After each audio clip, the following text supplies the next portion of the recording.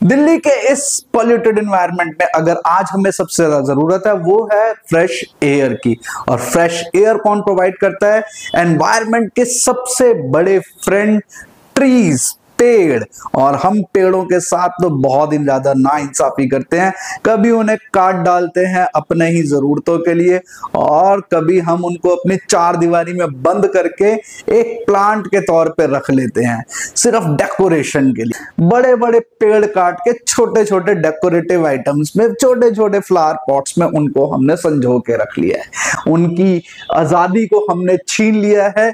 अगर आप फुटपाथ पे जा रहे हैं तो आप भी नोटिस करते हैं ना कि एक पेड़ को चारों ओर जंगले से घेरा हुआ है और नीचे उसके कंक्रीट की जमीन लगा दी है। उसको हम पनपने ही नहीं दे रहे भाई कि ये अपनी जड़ों को थोड़ा सा फैलाए। लेकिन अगर हमें फ्रेश एनवायरनमेंट चाहिए तो हमें जरूरत है किसकी? ट्रीज की। और मेरे बच्चों ध्यान रखना, हो सकता है कि कभी ऐसा वक्त भी आ जाए कि पेड़ अपनी आजादी के लिए हमारी ये सारी चीजें तोड़ दे। भाई हमें आजाद करो, तुम्हें तो जरूरत नहीं है आजादी की, तुम तो पॉल्यूटेड एनवायरनमेंट में रह लोगे। लेकिन हम पेड़ इस पॉल्यूटेड एनवायरनमेंट को खुद से सुरक्षित करने का मादा रखते हैं।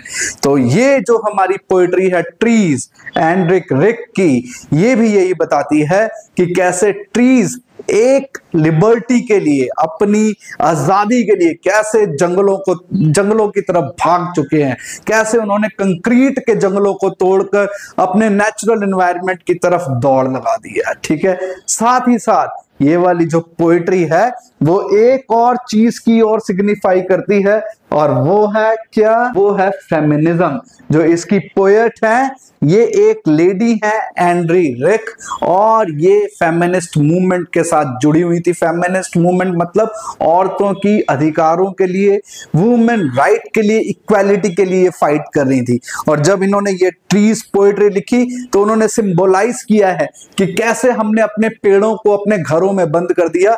ठीक उसी प्रकार उस समय हम लोगों ने अपने लेडीज को, वुमेन को पूरी सोसाइटी में घर के अंदर बंद करके रखा हुआ था, उनको इक्वल राइट्स नहीं दे रहे थे। और जो ये पोएट्री लिखी गई एंड्री रिक की, वो ट्रीज की लिबर्टी को भी शो करती है, साथ ही साथ वो वुमेन लिबर्टी के लिए भी बात करती है। ठीक है, जैसे यहां लिखा है, the poem uses vivid imagery of trees moving from an enclosed space to an open forest to symbolize a profound journey of change and liberation। अब ये जो पोएट्री है ये क्या सिंबलाइज कर रही है कि बहुत सारी ट्री की इमेजेस है जो बंद जगह पे थी। इंक्लोज स्पेस मतलब कि बंद जगह पे वो पेड़ थे, और वो किस तरफ जा रहे हैं? ओपन फॉरेस्ट एरिया में। और क्या शो कर रहे हैं? आजादी, चेंज एंड लिबरेशन। लिबरेशन हो गया आजादी को। ठीक है, अब इसमें आगे बढ़ते हैं। अब देखते हैं कि ट्रीज क्या है। The trees by Adrienne Rich was published in 1978 as a part of her collection the dream of a common language. Adrienne Rich की ये पोएट्री 1978 में पब्लिश हुई थी, और उनका एक कलेक्शन था, पोएट्री का कलेक्शन था, और उसका नाम था dream of a common language. The late 1960s and 70s were a period of significant social change in United States and around the world. 1960 और 70 का जो दशक था, उस समय पूरे विश्व में और ज्यादातर अमेरिका में कुछ चेंजेस होने की तरफ बढ़ रहे थे। लोग उन चेंजेस को स्वीकार कर रहे थे। The trees can be seen as a reflection of the broader feminist struggle for empowerment, liberation and the rejection of societal norms that constrain women's agency and self expression। जो ये पोएट्री है trees, ये क्या बता रही है कि broader feminist struggle, क्योंकि वहां पे अमेरिका में और पूरे वर्ल्ड में उस समय औरतें अपनी आजादी, अपने इक्वल राइट्स के लिए लड़ रही थी। ठीक है, और जो एंड्रिन रिक है वो उसमें एक स्पेशल पार्ट निभा रही थी। उन्होंने उन्हीं चीजों को आगे बढ़ाया है इस पोएट्री के माध्यम से। The historical context of the poem within the context of the feminist movement adds depth to the interpretation of this phrase and highlights the larger theme of gender identity and societal transformation that Rick was engaging with in her poetry। तो इस poetry में एंड्रिन रिक ने हर एक उस चीज को cover किया है जो जेंडर इक्वालिटी, जेंडर सेंसिटाइजेशन और जो सोसाइटी का चेंज होना था, जो सोशल चेंजेस आने थे, जैसे equal rights to the women, वो इस पोएट्री के थ्रू उन्होंने प्रेजेंट किया है। इसी में आगे थीम क्या है, the core theme of the trees by Adrienne Rich is the transformation, growth and liberation. तो ये वाला जो पॉइंट है ये मोस्ट इंपॉर्टेंट पॉइंट है, इसको आप जरूर नोट कर लेना कि इसकी कोर थीम क्या है एंड्रिन रिक की इस पोएट्री की, ट्रांसफॉर्मेशन। क्योंकि सोसाइटी में ट्रांसफॉर्मेशन हो रहा था कि एक बंद दरवाजे में अगर लोग बैठे हैं, मेनली वुमेन है, तो उनको ओपन स्पेस चाहिए। सिमिलरली उस चीज को कैसे प्रेजेंट किया है कि ट्रीज एक घर के अंदर बंद है और वो मूवमेंट चाहते हैं, वो उस बंद स्पेस से निकलकर बाहर की ओर निकलना चाहते हैं। ठीक है, the poem uses vivid imagery of trees moving from an enclose space to an open forest to symbolize a profound journey of change and liberation. The trees in the poem represent both individual and collective experience of breaking free from constraint, embracing authenticity and undergoing a transformative process. इस point में दोबारा से ये जो point है ये दर्शाता है कि इंडिविजुअल और कलेक्टिव एक्सपीरियंस, कलेक्टिव मतलब सब लोग मिलकर किस तरीके से कांस्टेंट रुकावटों को दूर करते हैं, ऑथेंटिसिटी लेकर आते हैं और एक प्रोसेस जो ट्रांसफॉर्मेशन का है उसको आगे बढ़ाते हैं। Through out the pome Rick emphasizes the idea of movement, वो मूवमेंट को दर्शा रही हैं कि कैसे वो जो उनका एक लड़ाई थी अधिकारों के लिए वो कैसे बढ़ा, both physical and metaphorical. Physical मतलब मैं जब प्रेजेंट हूं तो फिजिकल है, मेटाफोरिकल मतलब अपने शब्दों के जरिए। As the trees disengage from their confined space and venture into the open forest, कैसे जो पेड़ हैं वो अपनी स्पेसिस को तोड़कर, अपनी उन जड़ों को तोड़कर जो बंधे हुए हैं, जैसे मैंने आपको बताया ना कि फुटपाथ पर हमने उनको कंक्रीट के साथ बांध के रखा है, उनको हमने जंगलों में बंद करके रखा हुआ, उन्हें हमने घर में बंद करके रखा हुआ। मैं ट्रीज के अंदर इसी चीज को बताया है कि ट्री, पेड़ उन बंधनों को तोड़कर आगे की ओर बढ़ चुके हैं। अब ये लड़ाई शुरू हो चुकी है भाई। दिल्ली वालों को तो बहुत ही ज्यादा जरूरत है इस लड़ाई की, क्योंकि हम लोग बहुत ही ज्यादा पॉल्यूटेड एनवायरनमेंट में जी रहे हैं। ठीक है, अब हम लोग देखते हैं स्टैंजा वाइज इसकी explanation. The tree inside are moving out into the forest, इसका फर्स्ट स्टैंजा है और उसकी फर्स्ट लाइन में ही आपको पता चल रहा है the trees inside are moving out into the forest, the forest that was empty all these days, where no birds could sit, no insect hide, no sun bury its feet in shadow, the forest that was empty all these nights will be full of trees by morning। तो आपको ये line पढ़ गई समझ आ जाएगा कि poet ने कितनी डीप मीनिंग के साथ इन लाइंस को लिखा है। In these lines Adrienne Rich describes the trees breaking free from their confinement, confinement मतलब उनको जहां पे बंद करके रखा गया है, inside a human made space and returning to their natural habitat। तो उनको कहां पे बंद करके रखा हुआ है, इंसानों के द्वारा बनाई हुई जगहों में, है ना, कि उनको एक कंक्रीट में बंद करके रखा है। अब वो क्या कर रहे हैं, उसको तोड़ के निकल रहे हैं और कहां जा रहे हैं, अपने नेचुरल हैबिटेट। और उनका नेचुरल हैबिटेट क्या है, forest. The forest which had been desolate, मतलब फॉरेस्ट क्या होगा, वो फॉरेस्ट अगर वहां पे पेड़ ही ना हो। इमेजिन करके देखो एक जंगल बिना पेड़ों के, तो वो जो जंगल तो हमने काट दी अपने लालच को पूरा करने के लिए, तो वो जंगल किस काम का जहां पर पेड़ ही ना हो। तो डेसोलेट मतलब अकेले हैं, लाइफलेस हैं, एम्प्टी ऑल दीज डेज, आजकल तो सारी जगह पे है ही नहीं जंगल में, देखो यहां पर भी है ना, empty all these days कि फॉरेस्ट अब बिल्कुल खाली हो चुके हैं। will soon be revived, अब वो दोबारा रिवाइव होंगे, उनके अंदर दोबारा जान आएगी। क्यों आएगी, क्योंकि वहां पे पेड़ पहुंचेंगे। with the imagery of bird, insect and sunlight unable to exist in the empty forest suggests that nature thrives only when it is whole and free। तो ये क्या बता रहा है कि वहां पर जंगल में भी तभी जान आती है मेरे बच्चों जब वहां पर पेड़ हों। सनशाइन भी वहीं होगी जहां पर पेड़ होंगे, पक्षी भी वहीं आएंगे जहां पर पेड़ होंगे।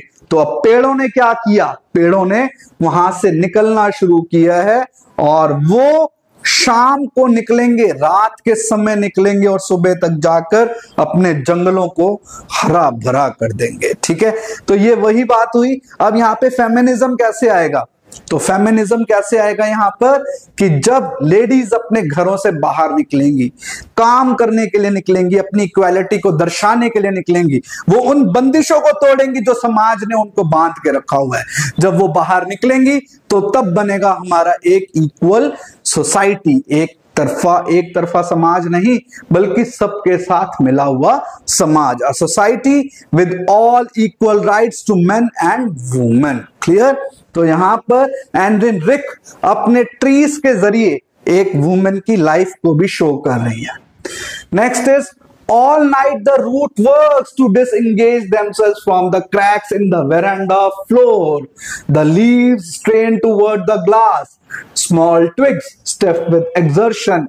Long crumpled boughs shuffling under the roof like newly discharged patients half dazed moving to the clinic doors. तो ये बहुत ही अच्छा स्टैंजा है।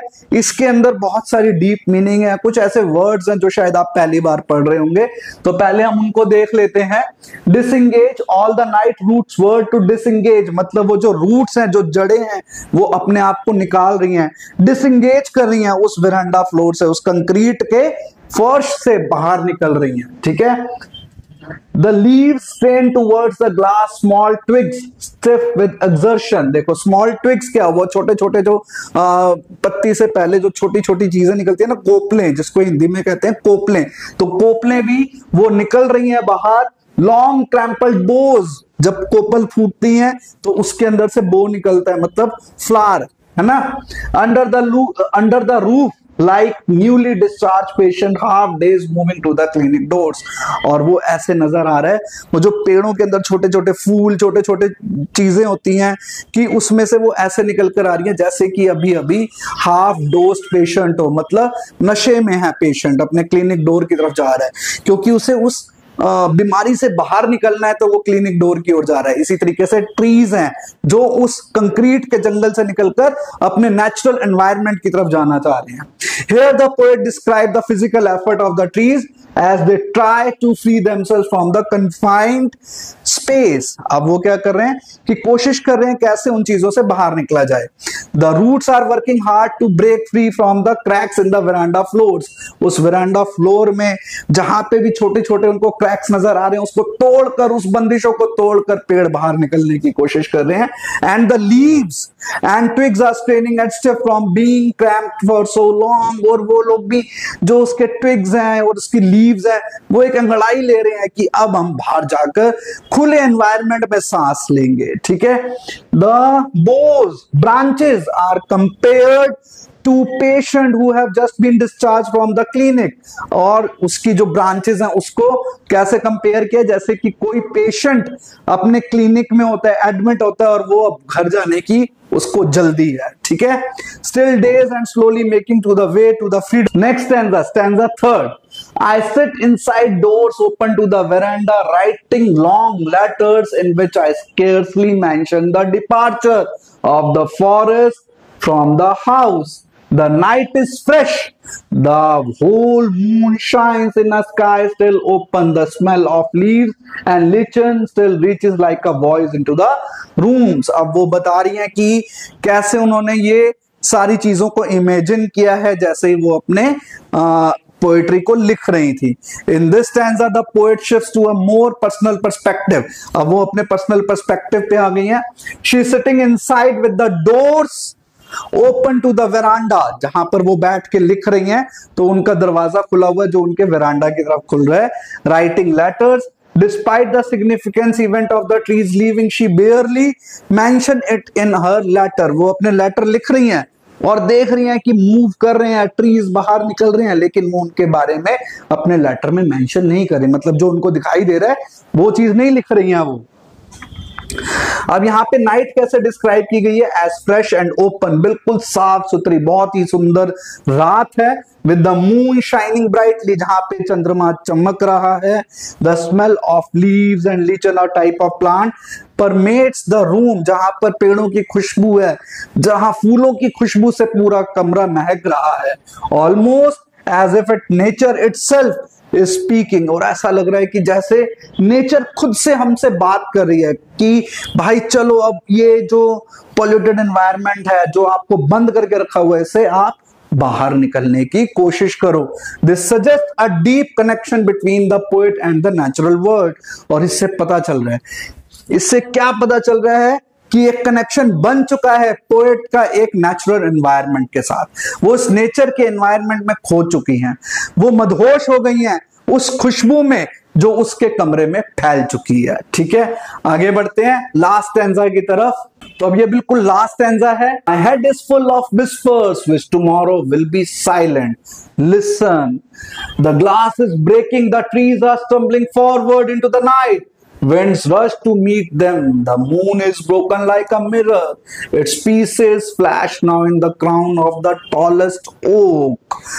अब यहां बता रही हैं पोएट, ये बहुत ही इमेजिनेटिव है, इसको आप फील करो, इमेजिनेशन करो, इसमें देखो कि पोएट उस समय किस तरीके की सिचुएशन में थी, उनका मेंटल स्टेज क्या था। ठीक है, in the final stanza the poets mind is filled with whispers, मतलब उसके दिमाग में ना बहुत सारी बातें चल रही हैं। इंडिकेटिंग थॉट्स और voices will be gone by tomorrow, तो कल, आज तो उनका दिमाग पूरा भरा पड़ा है, तो वो जो भी विचार हैं वो सब उनके दिमाग से हट जाएंगे। She urges the reader to listen, the glass breaks, वो कह रही है सुनो मेरे प्यारे रीडर, सुनो कि कैसे पेड़ों ने उन खिड़कियों को तोड़ दिया है। यहां पर एक और चीज है, जब हम डीप मीनिंग की बात कर रहे हैं फेमिनिज्म की, तो वो बता रही है कि अपने रीडर्स को कि देखो कैसे लेडीज, वुमेन, वो सारे सोशल बैरियर तोड़कर बाहर निकल रही हैं, है ना। Symbolizing the final barrier being shattered as the trees move forward into the night। और देखो यहां पर भी हमने एक इमेज शो करी है कि पेड़ हिलते हुए उन ग्लास विंडोज को ब्रेक करते हुए बाहर की ओर निकल रहे हैं, तो जो शीशे टूटते हैं तो उनकी आवाजें आती हैं। The winds rush to greet the trees, हवाएं भी आ गई हैं उन पेड़ों को पकड़ने के लिए कि भाई तुम कहां थे, हम लोग बहुत मिस कर रहे हैं। Signifying the welcoming embrace from nature, और यह दर्शाता है कि नेचर भी वेलकम कर रही है उन ट्रीज का। The moon now describe as broken like a mirror, अब यहां पर भी मून को क्या दिखाया है कि एक मिरर की तरह वो टूटा हुआ है। Reflects it's pieces in the tallest oak tree, कि जैसे ये ओक ट्री बाहर निकला तो इसके पीछे कहीं वो चंद्रमा छुपा हुआ था और इसकी ऊंचाई से वो चंद्रमा आधा बिखरा हुआ नजर आ रहा है। Creating a vivid and striking image, this could symbolize a new beginning of the life in trees, और इससे पता चलता है कि कैसे पेड़ों की अब जिंदगी नए तरीके से शुरू हो चुकी है। ठीक है, तो ये तो थी हमारी पोएट्री की डिस्क्रिप्शन। अब जल्दी से हम लोग देखते हैं इसमें कौन कौन से पोएटिक डिवाइसेस यूज हुए हैं। तो पोएटिक डिवाइसेस कौन कौन से यूज हुए हैं वो पढ़ते हैं जल्दी से फटाफट। पहला है पर्सोनिफिकेशन। पर्सोनिफिकेशन वो होती है चीज जहां पे एक नॉन ह्यूमन थिंग को हम ह्यूमन थिंग की क्वालिटीज देते हैं। जैसे यहाँ ट्रीज को हमने मूवमेंट दिखाया, ट्रीज क्या कर रहे हैं, ब्रेक कर रहे हैं, अपनी जगह को, अपने स्पेस को तोड़ते हुए दिखा रहे हैं, मतलब यहाँ उनकी हिम्मत को दिखाया गया है। ठीक है, सिमिली, सिमिली मतलब होता है लाइक और एज, जहां पर हम उसको कंपैरिजन करते हैं। ठीक है, तो यहां पर क्या दिया गया है, लॉन्ग ट्रैंक बो shuffling under the roof like newly discharge patient half dozed, तो वो जो हमारा सेकंड पैरा था उसमें बताया गया था कि कैसे हाफ डोज्ड पेशेंट जो हैं वो बाहर निकल रहे हैं, और किससे कंपेयर किया था, ट्रीज की ब्रांचेस के साथ। क्लियर। मेटाफोर, मेटाफोर तो आपको पता ही है, difference between two unlike things without using like और एज। जैसे moon is broken like a mirror, its pieces flash now in the crown of the tallest oak. The moon is metaphorically described as being broken like a mirror, creating a striking visual image। तो इससे हमें पता चल रहा है एक image create हो रही है कि कैसे वो चंद्रमा टूट गया होगा उस ओक ट्री की वजह से। ठीक है, इसके बाद सिंबोलिज्म है, बहुत सारी चीजें सिंबोलाइज की गई हैं। जैसे tree symbolise freedom and return to one's natural state, की ट्री को बताया है ना कि वो अपने कंक्रीट की दीवारें तोड़कर किधर निकल गए, अपने नेचुरल एनवायरनमेंट की तरफ। ठीक है, रिपीटिशन बहुत सारे यहाँ पे, the forest that was empty all these days, तो ये वाला जो फॉरेस्ट वाली लाइन है देखो, all these days the forest that was empty all these nights, तो डे और नाइट चेंज किया, बाकी पूरा का पूरा लाइन क्या है, रिपीटेड है। क्लियर। इसके बाद लास्ट हमारे पास में आता है एनवायरनमेंट की डेफिनेशन क्या है, the continuation of a sentence or clause over a line break, मतलब जहां पर कोई भी हमारे को कॉमा फुल स्टॉप नहीं होता और हम दूसरी लाइन की तरफ शिफ्ट हो जाते हैं। जैसे the trees inside are moving out into the forest that was empty all these days. तो ये वाली जो लाइंस थी, यहाँ पर हमें कोई फुल स्टॉप या कॉमा नजर नहीं आ रहा था, वो कॉन्टिन्यूएशन में आगे की ओर चलती जा रही थी। ठीक है, तो ये थी हमारी पूरी की पूरी द ट्रीज पोएट्री एंड इन रिक की, जो सिंबलाइज करती है एक वुमेन फ्रीडम की तरफ, फेमिनिज्म की तरफ, और साथ ही साथ दर्शाया गया है कि कितने ज्यादा हमारे पेड़ भी दुखी हैं जब वो एक कंक्रीट के जंगलों में जाकर बंद हो जाते हैं, जबकि उन्हें नेचुरल एनवायरनमेंट में रहना चाहिए। सो इसी आशा के साथ कि हम लोग अपने पर्यावरण की रक्षा करेंगे, हम ही हैं वो लोग जो पर्यावरण को नुकसान करते हैं। अब हमारी बारी है, हमने अपने को भी सुरक्षित रखना है और अपने एनवायरनमेंट को भी सुरक्षित रखना है। तो इसी प्रॉमिस के साथ कि हम पेड़ों को बचाएंगे, काटेंगे नहीं, मिलते हैं नेक्स्ट वीडियो में एक नए टॉपिक के साथ और एक नए पोएट्री के साथ। Till then take care of yourself and be connected with us. Thank you so much.